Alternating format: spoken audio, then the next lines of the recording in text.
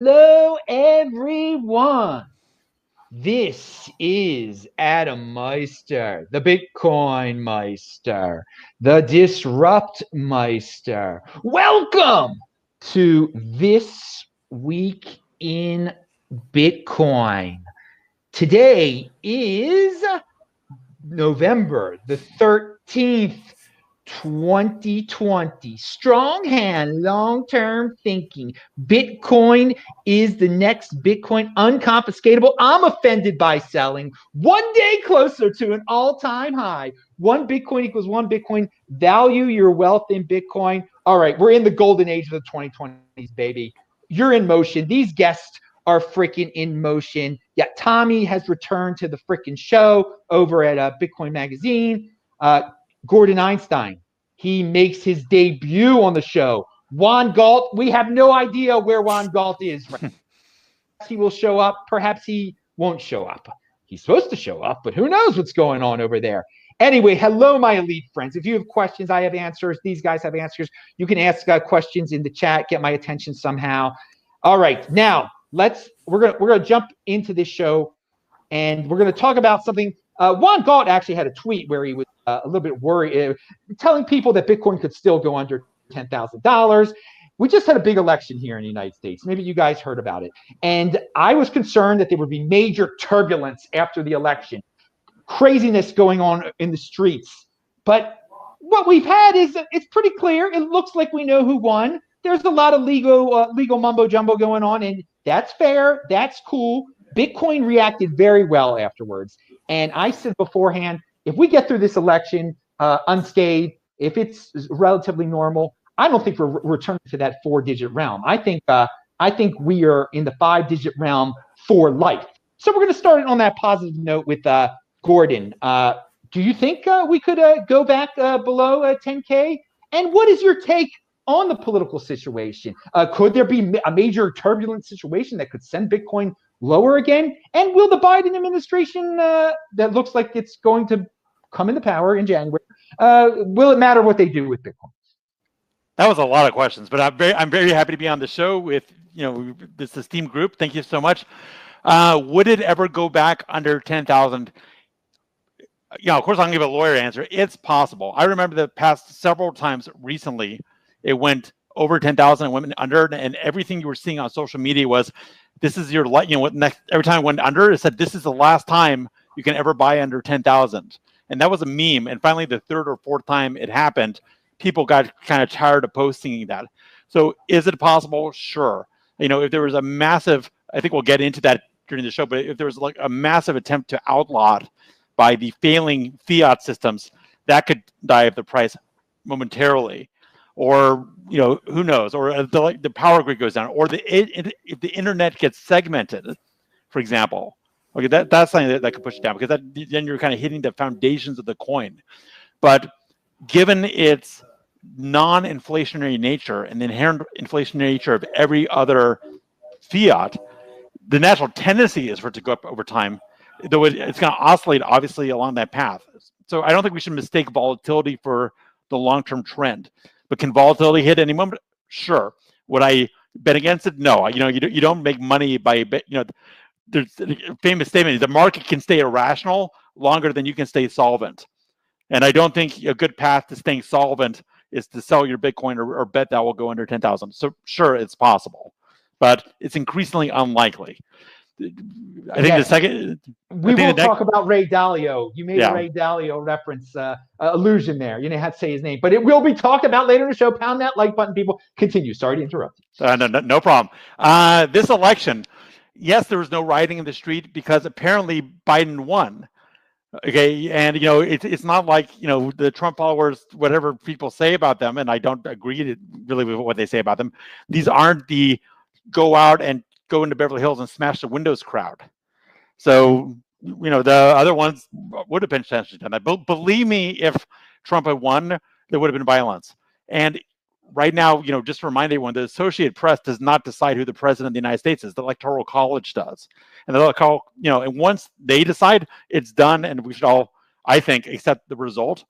But I think this sort of preemptive deciding of, especially the day of the election or the days after the election, the preemptive sort of determination that Trump had clearly lost and there was no fraud going on, nothing at all, nothing to see here, folks, keep on moving, was kind of a narrative to set up the situation where, imagine if the courts do find fraud or investigations do find fraud and they reverse it, we're going to have more violence than we would have had if Trump had just won, because you're taking away the candy from the baby as opposed to the baby not even seeing the candy in the first place. So all these snowflakes that are trying to work out their daddy issues are going to put on their black rags and trying to smash a couple windows, and kind of go beyond that. So it's sure, we don't have violence now. Is it good we don't have violence? Yes. Is it the fact that there's a purposeful intimidation tactic going on to make people hesitant about finding otherwise? I want whoever legitimately won to win. If Biden legitimately won, and I personally think he did, to be clear, okay, good or bad, I personally think he actually won. But I could be wrong. I wasn't in the polling booths. I'm not in the inner rooms of power. I could be wrong. And that's why, as an American who wants elections to be free, fair, open, and right, I want the process to play out. I mean, we gave Al Gore and Bush in 2037 days to figure this out. It went up to the Supreme Court. And I remember when it was happening, they were doing alternating news conferences and kind of had a competition to see who would have more American flags behind them. That's how this should be fought out. It shouldn't be fought out by a bunch of, I don't know, MGTOW losers trying to work, on the streets. So, sorry.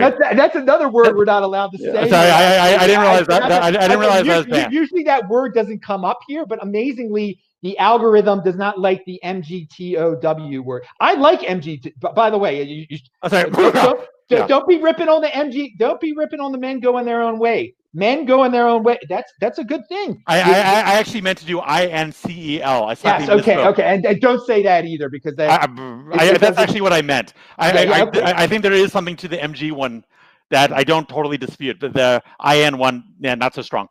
And then I think what your question next one was. I want to say something here. You're taking candy from a baby.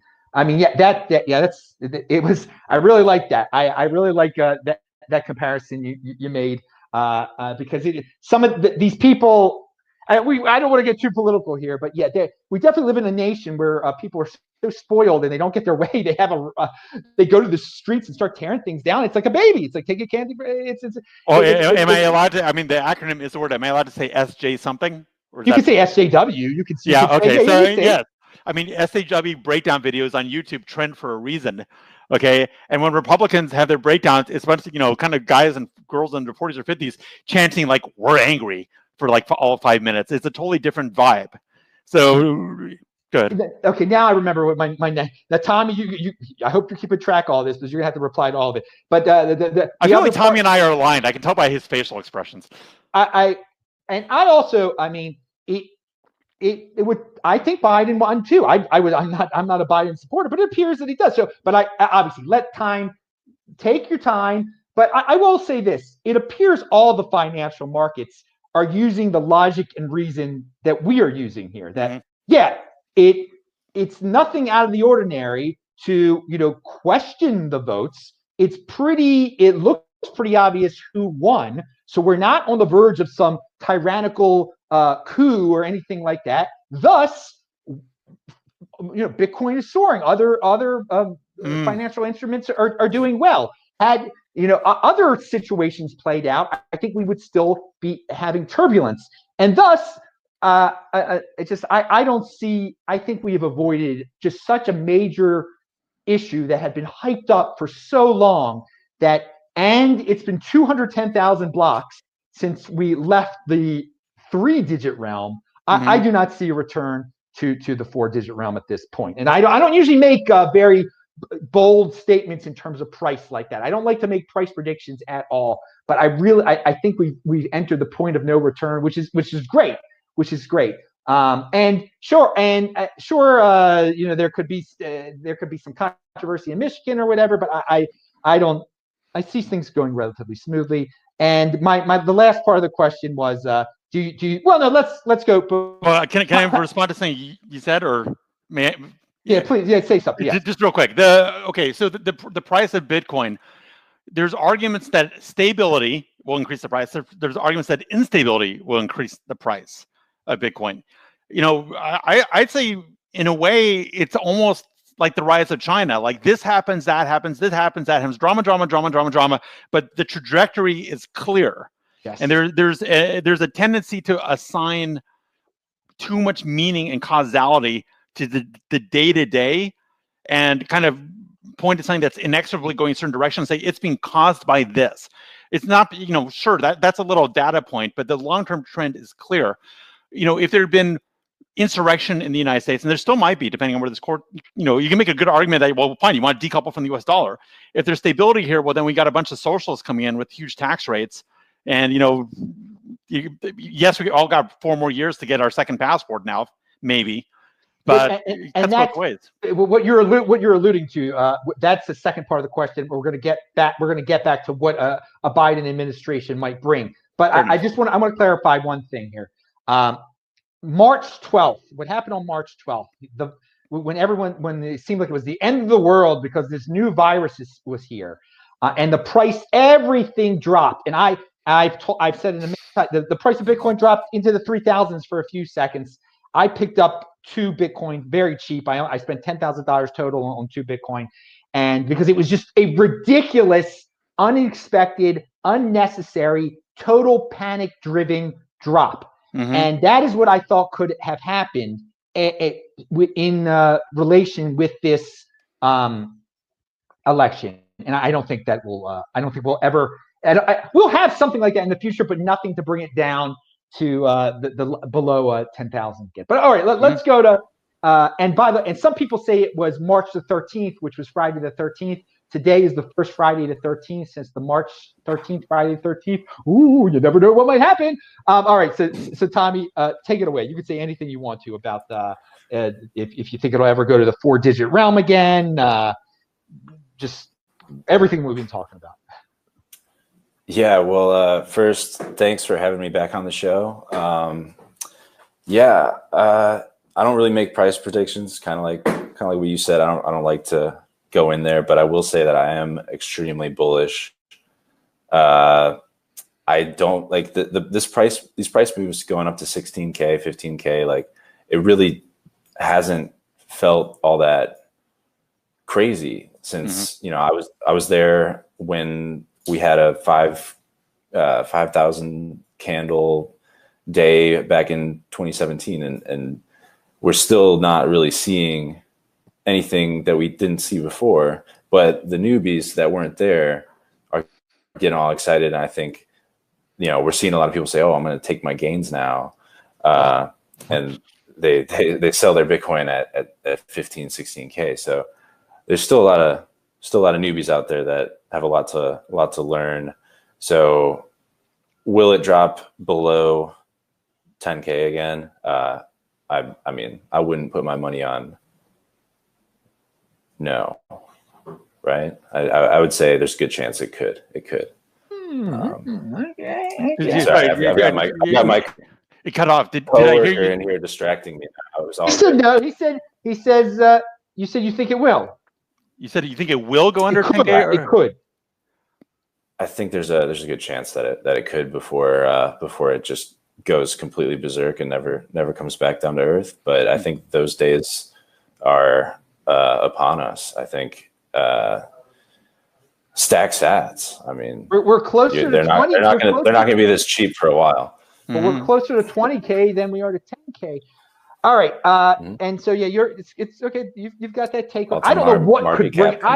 I just don't know what could bring it down to that level again. I don't see any event and I just see I believe in the 210,000 block theory, and we're 210,000 blocks ago. We were starting that big uptrend, and I think we're starting that big old uptrend right now. And dropping there's 6 months. Dropping $6,000 from now. That's a lot to ask. But hey, if my hand is as strong as ever, dudes, nothing will make me there'll be no panicking here. Now, I want to ask you, Tommy, what is your take on the Biden administration and what they're going to do with Bitcoin, if anything, if it will make any bit of a difference? they're going to obviously print a lot of money. The Trump administration would have printed a lot of money too. What do you think? Yeah, I think money printer is going to go burr like we've never seen before, never thought could happen before. And I think that's going to be great for Bitcoin. Like you said, I think that would have happened with Trump. But with Biden, I don't even know if there's going to be a roof on the thing. They're just going to keep printing as much as they possibly can. I hope that goes along with some form of UBI so that people have an opportunity to invest in Bitcoin without really having to make too hard of a life choice about it, because that really is what's keeping us from the realization of hyper Bitcoinization. I think is people are still hesitant to go all in or to go in enough to really matter for them in the long run, because of all this uncertainty in the economy and just in the world in general. But I think if people got some stimulus along with a little bit of education, like what we're trying, is going to flow right into Bitcoin. And as the money printer go burr, Bitcoin number go up. Now, I do want to point out something to everyone, that we do not live in a dictatorship or anything like that. There are checks and balances still, and that the Senate of the United States should remain Republican. Mm-hmm. Thus, there was actually a scenario where the money printing could have gone, all the socialist policies that you can name would have went wild had the Senate went to a Democrat. But I see the Republicans, of course, will be guilty in the Senate to say, well, it's Christmas time, we gotta have a check printing. It's January, or we need one every month. But they will put their foot down with some things. So we could have. The inflation that is expected could have been worse under a different scenario. So this is not the worst case scenario for inflation out there.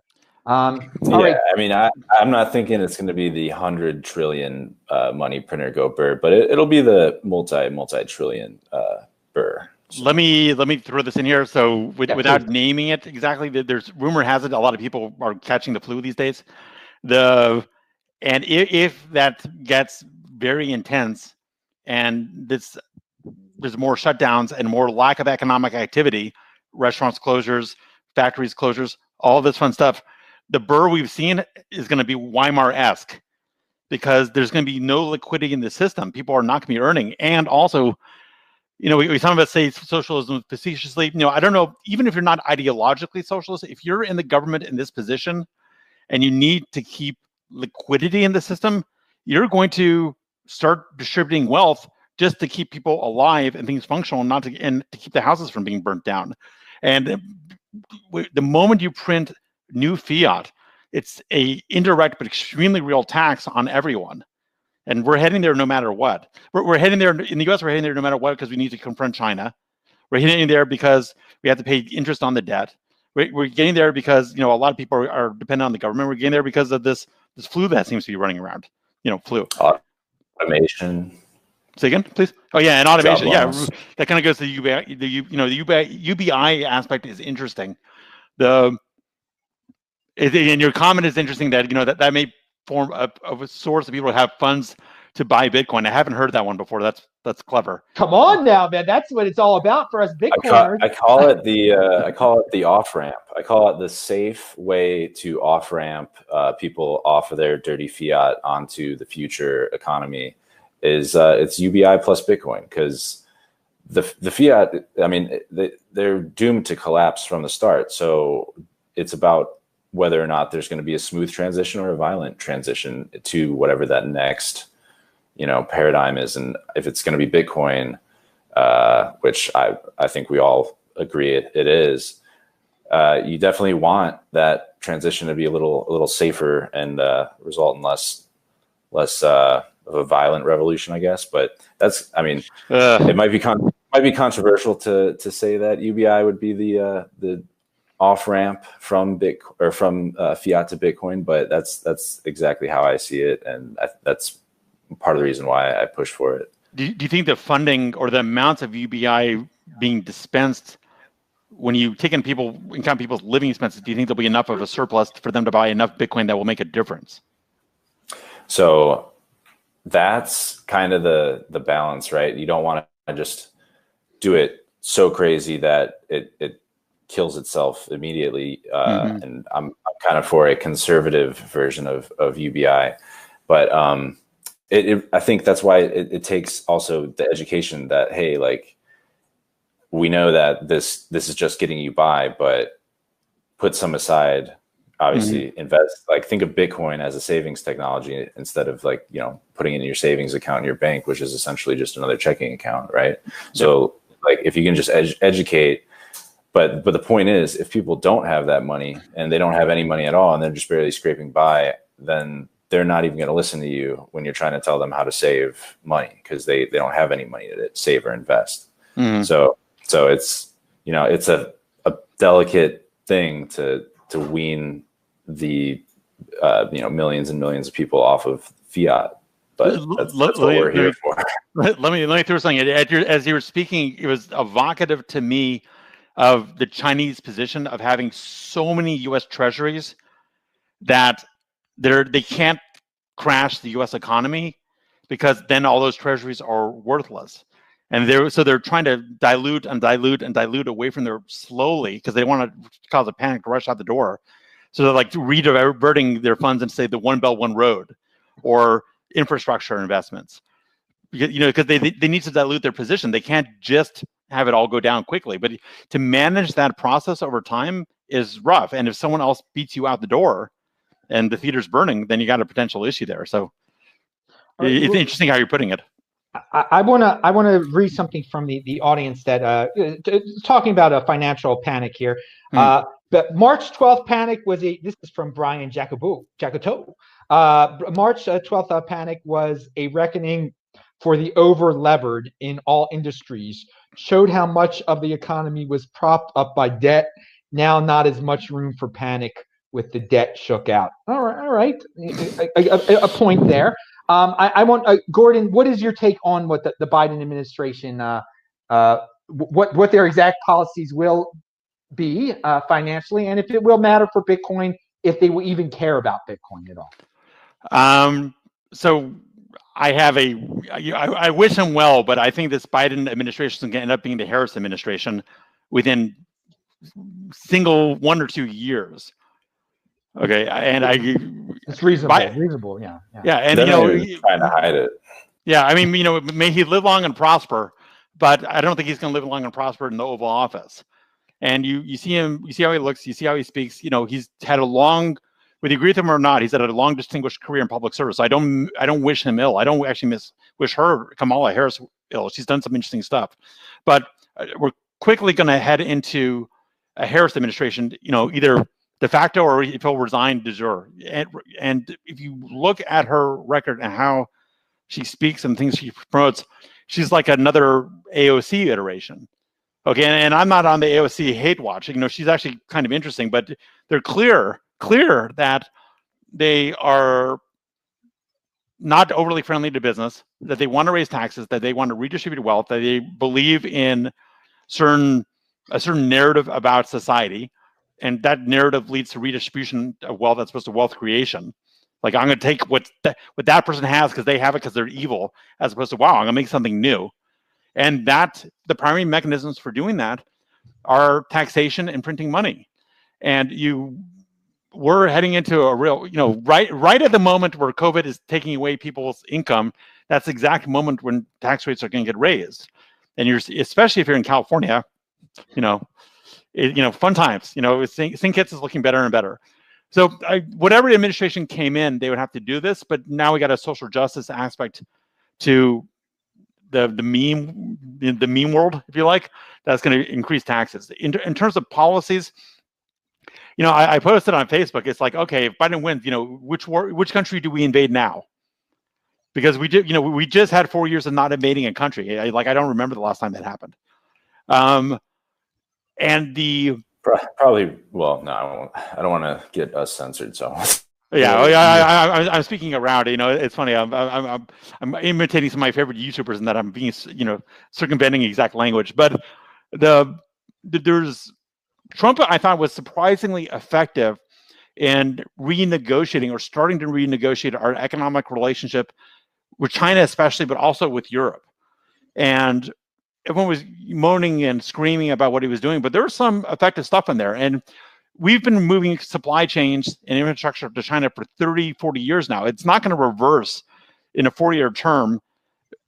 It just couldn't have. But the context change he made and the progress he made just in that time, facing huge opposition, was pretty substantial. I don't think Biden and Harris are going to continue that process. I think they may step up maybe military confrontation with China, Russia, and Iran, but I don't think they're going to pursue this sort of economic nationalist tract. And when I say we, the United States, are losing position in the South China Sea right now. I can see, let me change slightly. One of the scariest things about COVID, about the flu that was going around, I don't even know what I just said, was when I heard reports of sailors on the U.S. Navy being sick, and a captain reported that he couldn't operate and was shut down by the chain of command, and then went public with it, got punished, and then got the charges against him dropped because he had to say it. Now, the backbone of American power and Pax Americana is our aircraft carriers. Well, those are turning to white elephants anyways, just because of drone technology, long-range missiles, everything else. But if 1 or 2 aircraft carriers had their crews infected by something, and we were unable to rotate simultaneously in the Middle East and the South China Sea, I mean, stuff's going to happen. If it had gotten much worse during Trump's term, I thought it would happen now. I think we're going to see some unfriendly action during the Biden administration. So, it's interesting times coming up. All right, let's tie it into, speaking of interesting times and legal issues here. What did you think of Ray Dalio saying he believes nations will outlaw Bitcoin if the Bitcoin price keeps rising? Now, he said nations. So there's a difference between the United States as a nation and some third world banana republic nation. I think plenty of nations are going to outlaw Bitcoin, and that have sort of already have. Even with Biden as president or Harris as president, I don't see them outlawing Bitcoin. It's not up on their list. They've got other things to deal with. I mean, they bread and circuses to deal with and whatnot. So I'm not. I don't know what Ray is not a. Ray doesn't like Bitcoin very much. So to effectively outlaw Bitcoin, you would have to. Okay, there's outlawing it in law, and then there's making it so it actually dies. And the whole nature, it was designed from the get-go by Satoshi, and he and others were clear about this in their anonymous or pseudo-anonymous selves, that it was designed to take into account all the experiences that had happened before with this person or that person trying to come up with a digital alternative currency. And there's things that started in Panama. There's things that happen here. They were getting rid of centralization. They're getting rid of points of failure. They're getting rid of the fact that this thing may be not censorable, but your life is, and it's designed to work around that. To really take down Bitcoin, you'd have to have an electrical failure and a true internet failure, or an internet segmentation. Or you'd have to have a global one world government, which, conspiracy Illuminati stuff, but beside, we're hardly there. Believe me, the Chinese and the US government are not one government. So that's not even that's like some weird fantasy lizard people thing. Okay, so it's, yes, as national governments with strong currencies begin to lose their ability to engage in Keynesian stimulus, they're naturally going to be biased against Bitcoin. It's natural. But thank God we're in a polyarchic or anarchic international system where what benefits one country doesn't necessarily benefit another, and they act differently. That's sort of like a bastion of freedom that we have right now. And to the extent that, say, the United States doesn't like Bitcoin because it's preventing it's eroding our dollar dominance, like many other things, and preventing our ability to engage in Keynesian stimulus, that's a reason for our strategic competitors to love Bitcoin. Now, I'm not a bit, I don't want them to defeat the U.S., but the U.S. can't tell Russia what to do, can't tell Iran what to do, can't tell, without losing a lot of money and blood and treasure, tell Venezuela what to do. We're definitely not telling China what to do. So it's not going to happen. And China, China's a mixed bag. Everyone says they're anti-crypto, but all the communist princelings are the ones running the majority of the mining on the planet. So Ray Dalio is generally a smart guy, but I think that's a provocative headline that I'm sure he added more nuance to when he got into it. All right, I'm gonna outlaw gravity. Okay, gravity cares. What do you think? Tommy, what's your take on Ray Dalio? You got some things to say. Yeah, I mean, this is just like one of those perfect examples of somebody is smart enough to get it, gets it, but I hesitate to say, because I don't actually know this guy, but saying broadly speaking, the people that get Bitcoin and then say stuff like this, they're just cowards. Like the whole point of Bitcoin is to not have a currency that can get banned.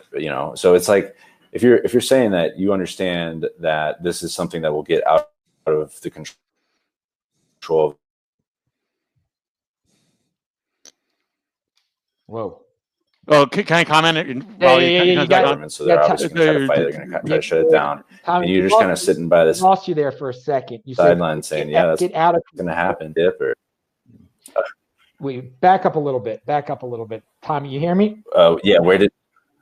You said out of control. Too quick for the airwaves. Yeah, out of control. Yeah, I mean, right. The governments are going to try to control it because as it eats their fiat systems alive, of course.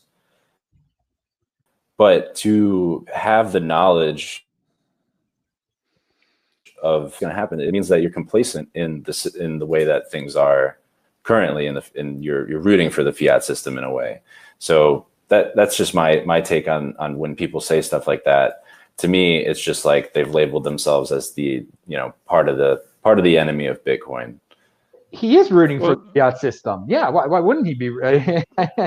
He's clearly done well. Yeah. Let me make one comment on that. There's like I didn't follow what he said too closely, to be honest, but he's either making an observation or he's advocating an outcome. If he's making an observation that governments feel threatened by Bitcoin and some may attempt to ban it, then I don't think he's cowardly or uncowardly. I think it's obvious. A doctor, diagnosing a situation objectively. If he's advocating that, then it's like, okay, boomer. And I'm pretty close to him in age, I guess. It's like, okay, nice try. Your 401k isn't, you're letting your 401k think for you. That's not the way it's going to play out. I think it's whistling past the graveyard to think that the governments aren't going to try, and that won't have some effect sometime in some ways. But that doesn't alter the fundamental principle that barring a systemic global attack or breakdown, this is something that's very hard to reverse in the long term. Well, now that we're talking about the Biden admin, do you think, this is a bonus question here, in the next 4 years, will whoever's in charge, will they be bold? I think this is so far-fetched, but I'll just ask you guys anyway, since Ray Dalio threw it out there, that the United States could propose a Bitcoin ban after all the. LME, sure. I mean, Nixon, when he took us off the gold standard, banned private holding of gold. Okay, and that's a much more accepted. The sheeple are much more comfortable with gold than they are with Bitcoin, and they pulled that off. Okay, and don't tell me that people are better thinking or more self-responsible now. Okay, or that we have more cohesion now, or we respect individual rights now, or we respect property more now. Think what it's like. The government actually told Americans who hold their guns like their third child, I adopted this one. I love it. Don't say anything bad. But they let go of their gold. That's insane. But they did it. And so, sure, they could. The question is, should they? That's a different question. Will they? That's a different question. Could they? Is it within the realm of non-conspiratorial possibility? Absolutely. If there's, and you see the political fracturing in this country, and you see the lack of understanding not necessarily on the part of the bureaucracy, but the elected officials. I mean, it's like when Mark Zuckerberg went up there and was answering questions about Cambridge Analytica and Facebook and how it all works. The epic cluelessness of the Congress people who were trying to interrogate him was epic and clueless.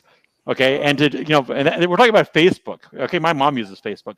When you start talking about it, elliptical curve algorithms and cryptographic proofs and all that, and keys, blah blah blah. You see their eyes glaze over and their bodies kind of are reaching for like some nirvana. So they may do it out of ignorance. Now, that being said, you're finally, I think, beginning to see the United States a recognition that the world is not, whatever our ego says, the world doesn't follow our lead. And we can poo-poo it, we can ignore it, we can deny it, we can, try to dissuade people from it. But the world is moving this direction. You got central bank digital currency from China, from the Marshall Islands, from Europe. Everyone's experimenting, everyone's playing. So sure, we may try to ban Bitcoin, but that's like the death rattle. That's like, I gave up, I can't run in this race, so I'm going to ban the race. It's like, okay, good luck. Meanwhile, they're going to take you out in your wheelchair. Bye, Grandpa. So, and I said, look, I love the United States. My dad escaped here from the Holocaust in Germany and served in the Air Force. It's like, I freaking love this place. And it pisses me off to see the lack of vision and the lack of competitiveness in our government. This ego of thinking you're so good, too cool for school. And meanwhile, the little kid's beating up the bully. You know what? It's innovation that drives the economy, and it's government regulation that stifles innovation. And they'll never really get that. I do want to say one thing here. The Sci-Flyer 67 had a very good comment. He says, I would be worried that the governments would pull a Cyprus situation and bail in everyone's Bitcoin that's on an exchange. Yeah, that's dude, that's why you don't keep your Bitcoin on the exchange. Surely some country will try that one day. Like, it's a huge honeypot, these exchanges that they got people's Bitcoin on it. And but that's not Bitcoin is still unconfiscatable if you're properly holding it. So yeah, I don't see the United States or any trying to ban Bitcoin, because it's already it's a honeypot for the United States. It's a taxation honeypot for the United States. There are innovative businesses that are already built around Bitcoin, Coinbase, all this. That we're talking about ETFs in the future. I think it's the point of no return in how Bitcoin has already ingrained itself in the United States financial system. I think it would be insane. And I can't think of anyone who's going to be in power in the next 4 years who would try to make it illegal. And again, there's some Congress people that are that insane. Yeah, they were complaining that the United States, the office of the controller had paid too much attention to cryptocurrency or something. It's completely ridiculous. But and another thing that was pointed out in the chat in terms of trying to make Bitcoin illegal in the United States. I mean, again, we still do have the Congress and the Senate. The Senate would have to agree, and there'd have to be a lot of agreement there. I don't think it could be done by executive order, but maybe, who knows. And then Brian also said in the chat the problems with a U.S. Bitcoin ban: First Amendment, Fourth Amendment. Congress is not a monolith. Okay, still has bigger fish to fry. Yeah, and there are big. Okay, but what's your take on that? If countries are making Bitcoin illegal? Well, I'm sorry. Go ahead, please. No, it's okay. Go. Well, I was just gonna say you kind of hit the nail on the head there. I think it's more likely that they kind of go after all the custodial solutions that are out there, and I mean, I don't know if you'll get censored if I say that the U.S. federal government is the mafia. It's the biggest one there is, and they're going to get their cut. So any custodial solution, and even if you do hold your own Bitcoin the right way, if they can tie the Bitcoin to you, they're going to find their way to force it into their pockets through taxation one way or the other. I think that's a lot more likely that we get that than an all-out attempt to ban it, because if the United States government moves to do something like that, it would be like the biggest Super Bowl commercial for Bitcoin on a worldwide scale, and they would just enact every Bitcoiner in the world to just completely go all out against this, and it would be that death rattle like you described, and it would just, even if somehow the U.S. government was able to keep people here from buying it, globally it would skyrocket. And I mean, yeah, it would just be a foolish move, I think, if they were genuinely trying to slow the rate at which Bitcoin eats the U.S. dollar. Go ahead. I think it would be an ultimate signaling of national impotence, because it means we can't compete. Let me take a step back. So when Libra was announced, version 1.0 of Libra, the reaction was vast and swift. And I actually visited Libra headquarters in Geneva and popped in there. It's just PayPal in a co-working space. There's nothing there. There's no there. When Libra was first announced, of course, because of the Facebook relationship, everyone's like, yeah, right. But the United States and Europe was super fast to note that Libra represented a potential threat to their fiat systems, because by having Libra backed but not exchangeable for a bundle of securities and solid investments like government bonds, you were removing the ability of governments to control their currency and to engage in Keynesian stimulus. And the reaction was harsh and vast. And what shocked me at the time was they were so clear about the fact that if Libra took off, that the reserve currency status of the dollar and the euro would be threatened. And the real thing is think how weak the dollar and the euro must actually be for Zuckerbucks to really present a threat. Not because they're illegal, but because it would work. That is a huge, that is a huge tell, if you want to use a poker term, the fundamental weakness in the system. And what the thing I took away from Libra and the way it got shot down, and the fact that government regulation shot it down, is it ended up, everyone's like, Libra's the Bitcoin killer. No, Libra's the Bitcoin savior, because you're seeing exactly why Bitcoin works and Libra, as then envisioned, doesn't. Because a letter from the U.S. Senate, throwing shade on the Libra Association, made them all back away and get scared. And it's the weirdest letter. They sent it to Visa and MasterCard and the rest of them, and they said, look, if you do this, not only are we going to look with a harsh regulatory eye at Libra, we're going to look at a harsh regulatory eye at your other businesses, which to me is another, oh my God, you're telling me that it's perfectly legal business, that they've engaged in for years, you're going to look at it and reassess because something they're doing over here? Yeah, it's a mafia shakedown. It's like, nice story you got. Hope your daughter's okay. It's like, great. So, to me, that's a big Bitcoin argument. But again, it's like, I don't want to be too rosy-eyed about the immediate moment. Sure, there's things that can happen. And it's interesting the comment that Brian made. You mentioned the First and Fourth Amendment. To me, the thing that leads to mind is the Second Amendment. It's pretty clear the right to bear arms. But, okay, register your weapons.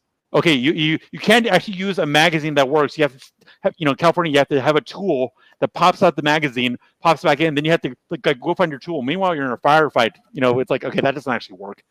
It's sequential salami tactics, making it inconvenient, making it registered, making the people known. And to Tommy's point, they may not ban Bitcoin. Sorry? Making it too expensive to, if you too much of a hassle, too expensive. They're gonna say, fine, you can owe it, no problem. You just need to hold it in an exchange. Well, your key is your coin, so everyone goes, okay, fine. They're not taking from me. They just told me I have to do it in exchange. Or if you don't hold it in exchange, there's a 10% annual wealth tax on your Bitcoin. Most people will comply. Then it gets Meanwhile, they're going brr. Yeah, brr. Yeah. Yeah, I love your point about Libra. Compete, don't complain. The United States should let Libra. I mean, first of all, there is some misunderstanding too. All the people in Congress, they just think, they hate Facebook so much and they hate innovation so much. Anything Facebook does, they're going to virtue signal about to their constituents. Like, look, we're hitting back at Facebook. Yes. But yeah, you've got a real point. Like, how confident are they in the dollar that they can't let a private or a multinational, tremendous private corporation create their own money? You should compete, don't complain. But They don't, and of course they complied, Facebook. But it is, I think it is a gateway to Bitcoin. I think it'll help Bitcoin in the long run. The toned down version that's going to come out of Libra, I think it's a good thing. But very, very, very good point you make about it in terms of the overall picture of what gets banned, what gets accepted here. I mean, we're going to have some financial innovation in this golden age decade. I am looking forward to the stable coins. And yes, it's not just going to be Facebook that's going to have their own private money. That the other ones are going to be pulling it off, and the United States won't be able to stop them. Stop everyone. They'll make deals. They will comply in certain ways that it'll be okay with the U.S. government. All right, Tommy. So I didn't want to interrupt you or anything. Do you have anything else to say about this subject matter that we've expanded upon here?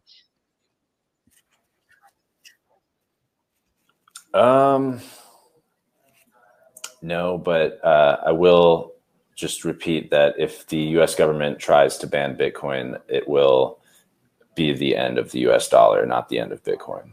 So, pound that like button, everybody. All right, Gordon, did you have anything else to say about what we were just talking about, or is it time to move to the next subject matter here? We can move on. It was interesting, but next. All right, so. Beginning of the week, Drunken Miller says he's long Bitcoin. Basically, he likes Bitcoin. It's great. We've had a lot of big names. This has been like the 2 months of big names, whether it be a company like PayPal, which is a huge name, or Drunken Miller, whatever, however you say his name. He's had all sorts of people coming in. Is this why it's pumped to $16,000? And is this just a trickle of what is come here? And should we call this the PayPal pump? Because now this week again, you can buy it on PayPal. So I just threw a lot out on the table there, Gordon. So pick what you want to talk about. Sure. So I think we all need to return to the fundamental understanding that that Bitcoin doesn't care what you think, and I'll expand on that. When you're doing traditional investing, say in the shares of a company, you can value that company. You can do fundamental analysis. You can look at its management team. You can look at its earnings. You can look at its project plans. You can look at its competitors. You can do all that kind of stuff. And if you're really good and you're really clever and you really make an effort to get information that no one else has, you can gain an advantage. So you can value these things. You can't value Bitcoin. You can only price it. Okay, because there's no valuing it. We all have access to the same information. It's worth exactly what the market says it's worth, and not a penny more, not a penny less, always. So we can read tea leaves and try to understand why the price moved, but Bitcoin will never tell us. And the very decentralized nature of it means it couldn't tell us. There's no there there. There's no them. Everyone always says like they're out to get us, or they do this, or they do that. There's no them when it comes to Bitcoin. So I think the way to look at this always is it's a ever pixelating situation, and there's data points. There's like a heat map, but you can't point at one thing ever. Now, there's a broad trend towards institutional acceptance of Bitcoin and crypto. Okay, why? Well, the same reason why they do everything, because there's money to be made there. Okay, that's why they always do it. Okay, God bless them. God bless capitalism. What can I say? They're tiptoeing there because it's a regulatory minefield. But when stuff sticks around after multiple attacks, it's like the little scrawny kid. I didn't personally do this, but you give him the punch down, he keeps on getting up. Eventually, like, okay, fine, whatever, I give up, and then you eventually end up being friends. It's like it's just going to happen. And for J.P. Morgan or whoever that was trash talking it, or all these names that I barely remember anymore. Like, everyone is always, the gold bugs and the JP Morgans, and, it's not backed by anything, people just, just fundamentally don't get it. They've been yapping their mouth off for 12 years. Well, pardon me, but, are we tired of winning yet? Because, every time Bitcoin goes down, every time I sold a Bitcoin, I've regretted it. Every single time. Now, I've sold it rarely, thank God. But it's like every time I've regretted it, because long term, I'm not Mr. Volatility Trader. I don't have that time or focus, but it's just not going there. So all these institutions are like, look, if the hammer was going to come down, it probably would have come down already. And despite what we're saying, it's probably not coming. And there's money to be made here, and there's money to be made, while the sun shines, make hay, or make hay while the sun shines. And they're getting in there. And what's interesting about PayPal is, Bitcoin does have an accessibility issue. It's not easy for grandma to use, and I want grandma to be able to use it. And Coinbase is taking the edge off that somewhat, and better wallets are taking the edge off that somewhat. But PayPal's really out there, and it's accessible. And I'm seeing my friends buying and selling Bitcoin, or buying Bitcoin using PayPal, and the response seems to be, wow, this is surprisingly easy.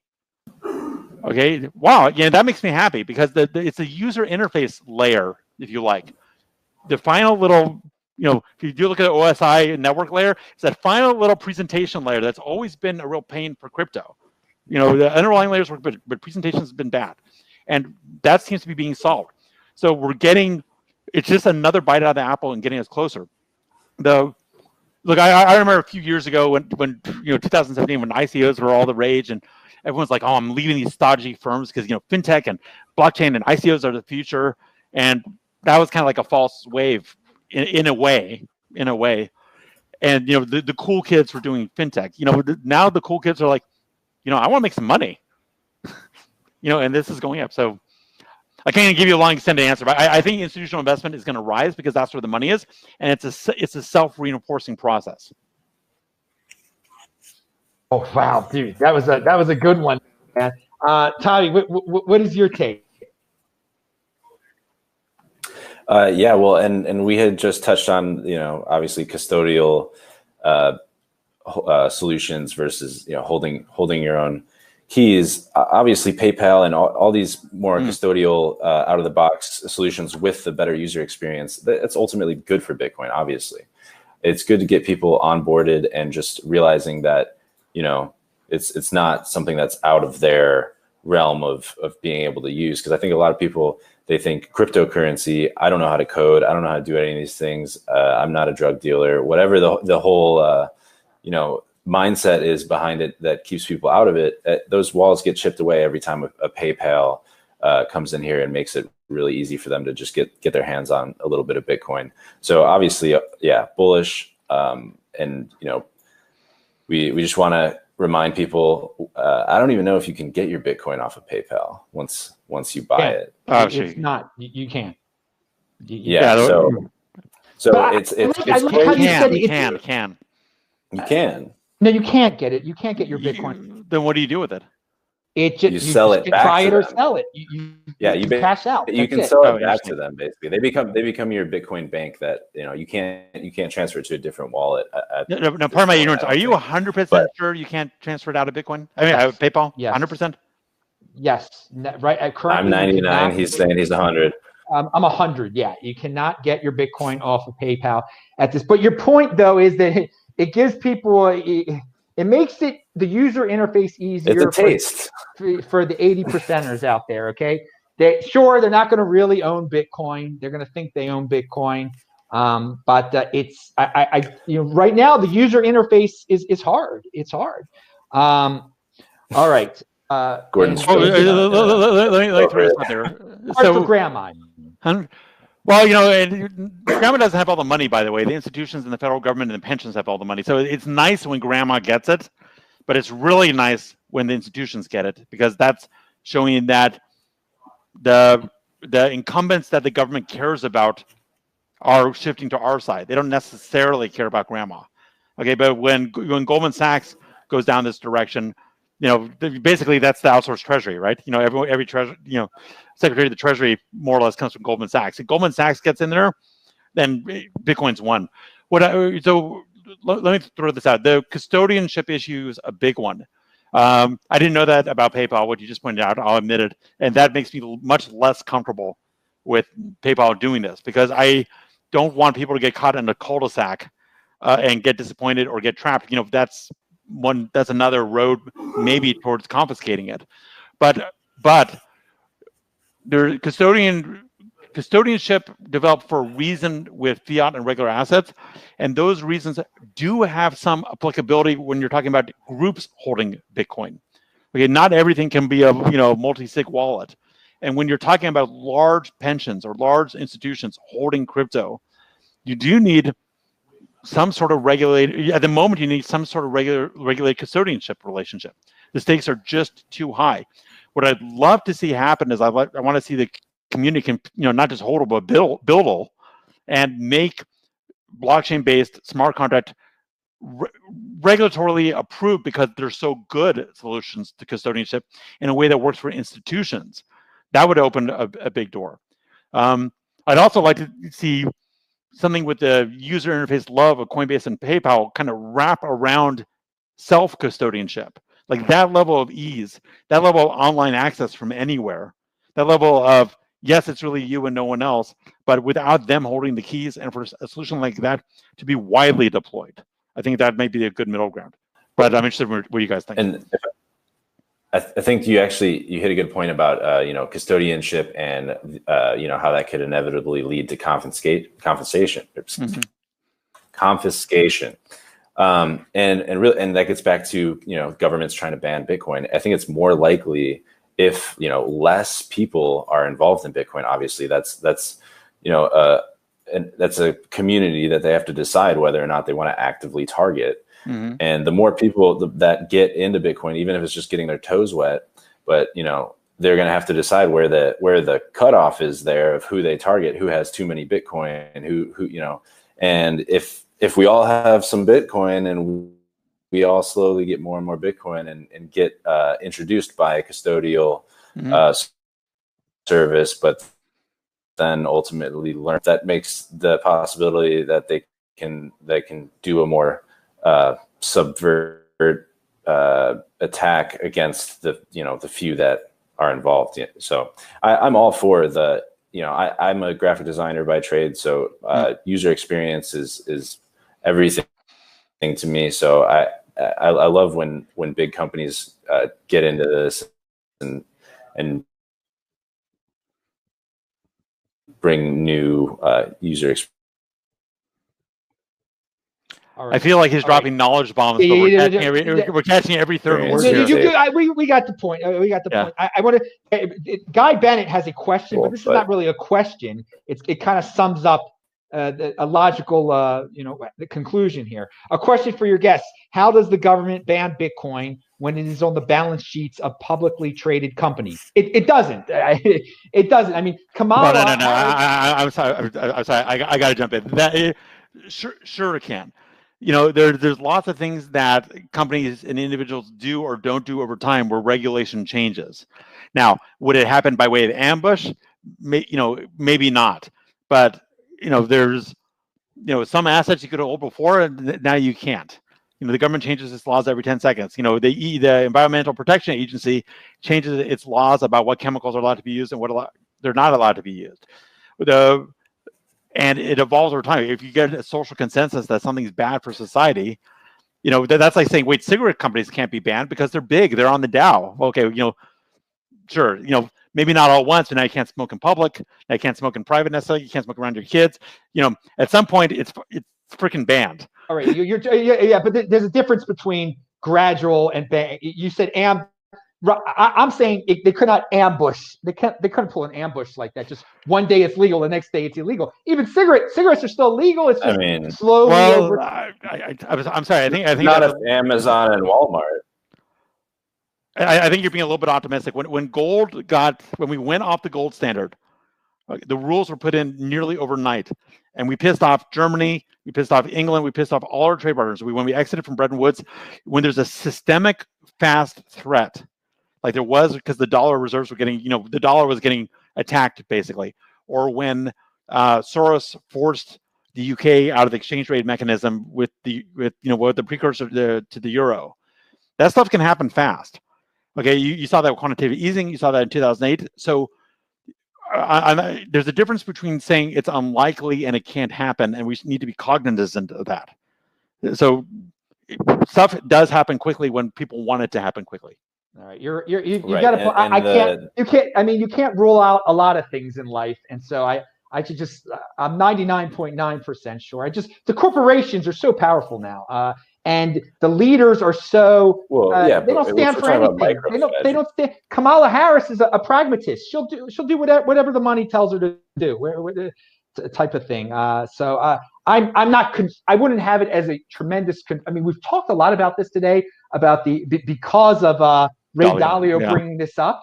That putting it out there that the United States can make it illegal. That's why we're talking about this, but it's not a big concern of mine. It's not. It's obviously in theory, it cannot be ruled out. I guess. I mean, I guess I never could have predicted everything that happened in 2020. So you never know. But it's not on the top of my my worry list, to say the least. Especially when it just seems like so many more people are intertwined with Bitcoin now. It would be quite a change in pace in the United States. It wouldn't be the United States anymore if something like that happened. In my personal,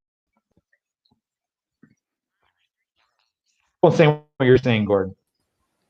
Oh, it's like you're like it wouldn't be the United States anymore. Looking at 2020 America, is it the United States anymore exactly? There's a Zen or Buddhist expression, like you can never step into the same river twice. It's changing all the time. If you had told me that, okay, look, when the elections happened, okay, and I'm in Sioux City, and there I am in Beverly Hills, and all the, like on Rodeo Drive, everything is boarded up because they're worried about the rioters coming in there and burning things down and stealing Gucci's. And there's talk about civil war and I don't know what I'm allowed to say or not say, what key terms, but this movement or that movement. This is not 2016. This is not 2012. But the thing is, by the time we on the ground figure stuff out, the people who already have the positions have already liquidated their positions. So they're just look. But your point is well taken. Yes, you can use the anything is possible argument to support absurd assertions. Okay, and I'm not going there.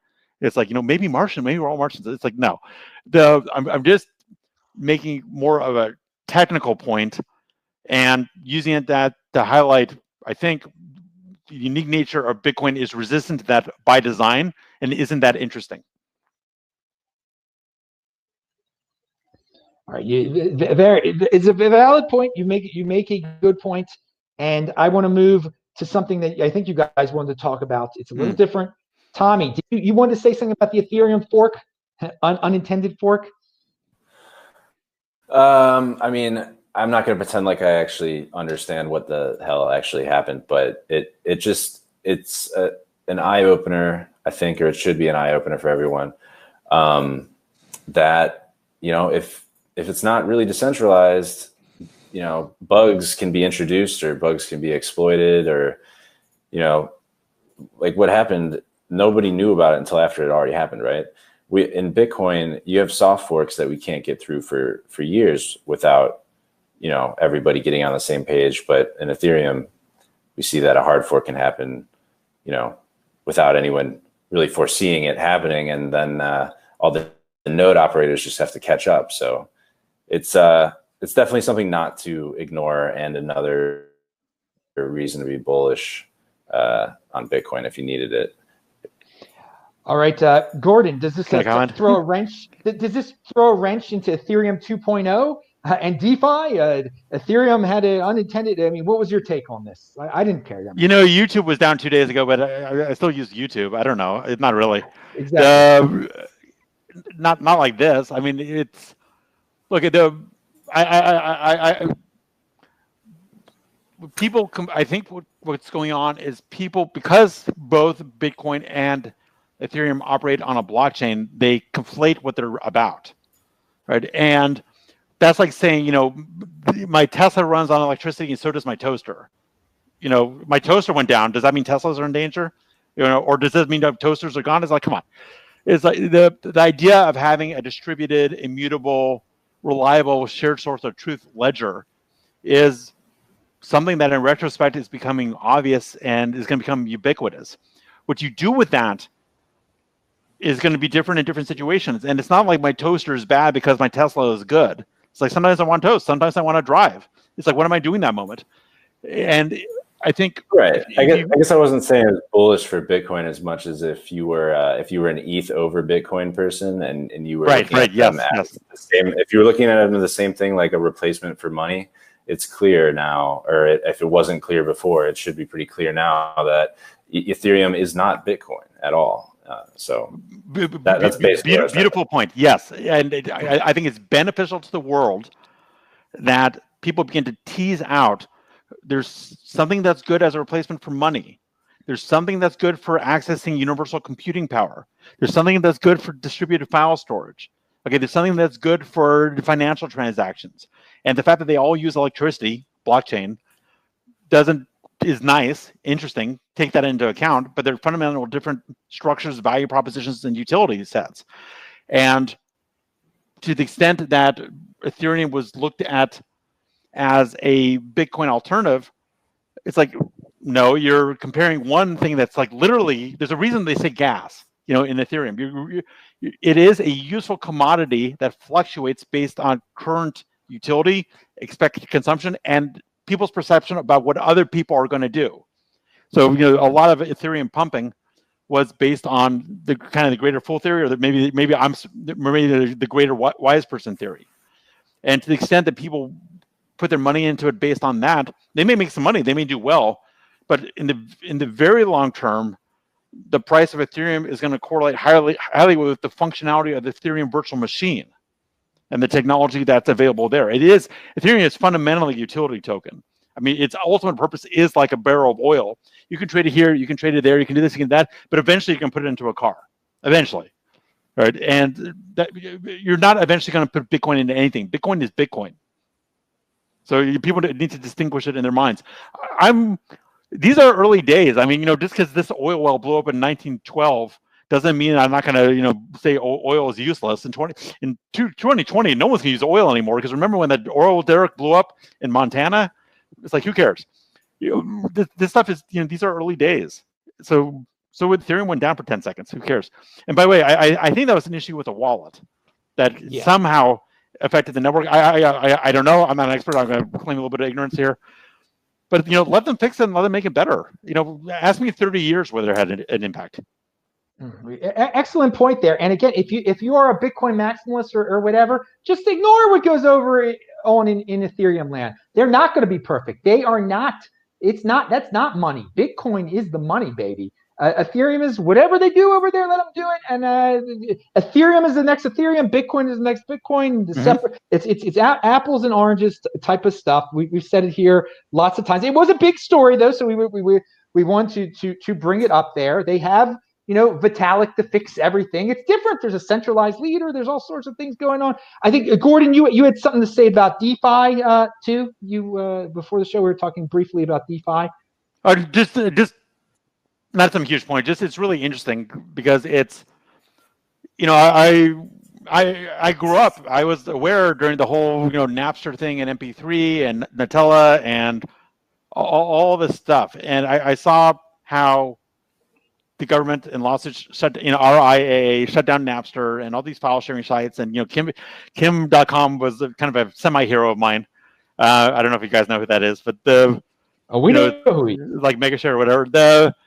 And it's neat to see this sort of Hegelian thesis, antithesis, synthesis thing going on, where every time someone tries to do something and the man tries to shut them down, there's a technological pushback, and we keep on getting towards resilient systems and decentralization. And I just appreciate that DeFi is just another step down that path. I don't think we're there yet, though. I think it's early days. Someone made the comment like we're dealing with, internet money Legos. Okay, but we haven't built our little castle yet. It's just like, oh, cool Lego. So what we're seeing, one of the biggest breakthroughs that happened recently was with the automated market makers. With I think it was Uniswap. That's neat. That's really big. But that's just a part of it. And from a legal perspective, I'm living every day money transmitter and securities regulation law. All my clients deal with these issues nonstop. Is my token a security? What do I do? Am I transmitting value? Do I need to register with FinCEN? And with DeFi, it's fascinating because if the name is accurate, if it's truly decentralized finance, then there's no them there that can go register this security or apply with FinCEN? Who's responsible? Maybe no one. Maybe that's the right answer. So I don't know if I have some big macro point. I just find it very fascinating. I am fascinated by Uniswap also. It's quite a tool. It's quite amazing what it can do when you're playing around over there. When you're dumping the hex that you got for free and changing it to something useful. You dumped your hex? Oh well, of course. When it was we're going to get more of it, right? Because of the staking we were forced to do. It was all free. Never buy something you get for free, people. Yeah, I knew they were aiming to get it to worth a penny, and when it got to be a penny, when it got to be a penny, Bitcoin was worth a lot less. So it was worth worth 100 satoshis. I was getting 100 satoshi per hex. That's pretty darn. That's pretty. Right now it's 50 satoshis, but that's a whole nother thing. That's a lot. Hey, don't forget, Bitcoin Satoshi Vision is now less than 1% of the actual Bitcoin. Of course, it can only go up from here, right? Dude, I gotta say, Gordon, you're a very positive dude. You're a very positive dude talking about DeFi the way you did. There's a lot of Bitcoin people that are just like, it's horrible. Again, if you don't like, ignore it. Compete, don't complain. Well, I am not into destruction. I don't even want to destroy BSV. Now, obviously, BSV is one big cult around one wacko sociopath. But I'm not saying, oh, government, come down and sue them and take them away. They say that about Bitcoin, but I wouldn't say that. Compete, don't complain. That's what. I'm not actually commenting on BSV's technology being bad. I think wise minds can differ. Okay, it is tainted by the people involved to a certain extent, or at least the public perception of those people. And I've met Craig, and whatever, he seems fine in person. I don't really care, but I just don't really care. We had an interesting conversation. I really care about the technical chops and the use case, and looking at objectively. Like, if I didn't know these people's names and their backstory, would this thing make sense? And when it comes to BSV, I actually don't know. I admit my ignorance. I'm just kind of laughing because there's all these claims by the groupies. Look, it's passing Bitcoin Cash. BTC is next. Blockstream's evil. I'm like, I'm looking at my clock. I'm waiting for BSV to pass BTC. Not this year. It was just kind of a source of. Well, that's a common refrain from altcoin fans, and we just mentioned Hex. They really think they get into this cult mentality, and they don't look at the history where they think they have the next Bitcoin. They legitimately think the market cap of their coin will be over that of Bitcoin, which for Hex is absolutely insane. It's built on Ethereum. How could the market cap of something built on Ethereum be greater than what it's built on? I mean, it doesn't make much sense to me at all. But besides the point, I mean, let people dream. I'm speaking through experience, man. I bought my first 2 Bitcoin. It was probably 7 years ago today, or it was in November of 2013. I've seen the altcoin flavors of the month come and go, and everybody try to be the next Bitcoin. Bitcoin is the next freaking Bitcoin, and you sound like a total noob when you're saying my coin is going to be the next Bitcoin. But you're free to do that. That's the world we live in. We kind of went off on a little tangent there, but people love to hear that stuff. Tommy, anything you want to say? The show's going to end pretty soon. Anything about what we just said? Any news at Bitcoin Magazine? Any stories we forgot to bring up? You can go on and on. Whatever you want to say. Gordon said everything so well. Obviously, all these different shit coins have their use cases. But there's only one Bitcoin. So yeah, I think you guys said that perfectly. As far as what we're doing at Bitcoin Magazine, we're always doing a lot of stuff at Bitcoin Magazine. So I think I will take the opportunity to plug something that we're very happy about. We teamed up with Fold to give away one whole Bitcoin to somebody. So all you have to do to enter to win is sign up for their wait list for their debit card. So they're coming out with a Bitcoin rewards debit card, but you have to go through BitcoinBlackFriday.com. So it's a Bitcoin Black Friday and Fold partnership, but you sign up for their waitlist and do it through Bitcoin Black Friday, and you're entered to win a whole Bitcoin. So I don't know when the next time you'll ever have a chance to win one whole Bitcoin at any sweepstakes, but that's your chance now. That's pretty serious. So Bitcoin, it's yeah. I mean, I'm entered to win. Cool. But it's BitcoinBlackFriday.com, and Bitcoin Black Friday is November 27th, coming up here pretty soon. And you go to that website. There's a bunch of deals where you can spend your Bitcoin and stimulate the circular economy, which is what Bitcoin Black Friday is all about. It's about those Bitcoin only deals in order to get merchants accepting Bitcoin and basically red pilled so that they hold on to that Bitcoin. That's Bitcoin Black Friday. Bitcoin 2021 conference. We've been announcing Jack Dorsey is going to be speaking there. Tony Hawk, Nick Szabo, of course, Chamath Palihapitiya. Just huge headliners. We just announced the venue. It's in LA. So hurry up and get your ticket before the price goes up. Number go up there. But yeah. Awesome. Well, thank you for being on the show. Keep on doing great work over there, Bitcoin Magazine.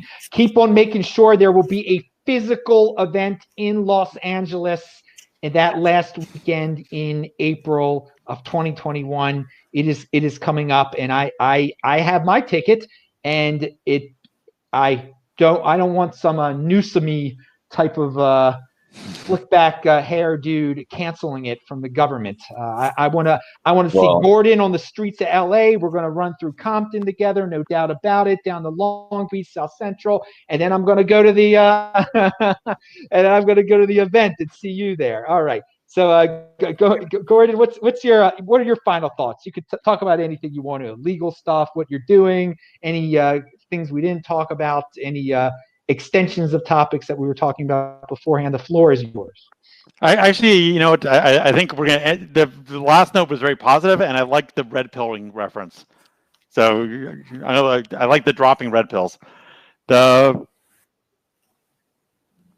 think we're good for now. Keep an eye on DeFi, keep an eye on DAOs, keep an eye on Bitcoin, stack your sats, and I will say one thing: always get your news from multiple sources. Dear fellow Americans and world people, okay, there's an active narrative being formed, and you don't need to be paranoid or believe in conspiracy, but the journalism has lost its objectivity, so you must sort of cross-reference and triangulate into the truth, okay? And just keep your eyes open and keep a critical mind. That's, I guess, my final thought.